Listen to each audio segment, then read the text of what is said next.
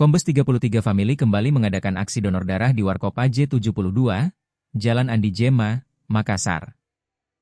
Kegiatan ini menjadi agenda rutin yang dilaksanakan setiap 3 bulan sekali oleh anggota Kombes 33 Family. Menurut Alif Asdar, Humas Kombes 33 Family, tujuan dari kegiatan ini adalah untuk membantu memenuhi kebutuhan darah bagi masyarakat yang membutuhkan. Kegiatan ini adalah bentuk kepedulian kami kepada mereka yang membutuhkan pertolongan darah, kata Alif. Acara ini berjalan lancar dengan kehadiran petugas PMI Makassar yang siap mendampingi dan melayani para pendonor. Meskipun tidak ada target khusus, Kombes 33 Family tetap berharap jumlah darah yang disumbangkan semakin banyak. Alif menambahkan, ia berharap kegiatan ini dapat berlanjut dan memberikan dampak positif bagi masyarakat Kota Makassar.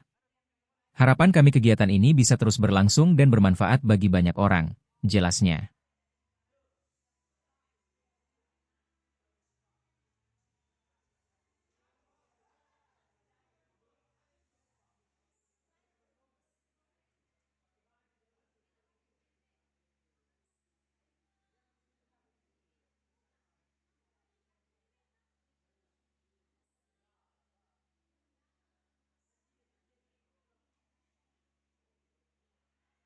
Download Tribun X sekarang, menghadirkan lokal menjadi Indonesia.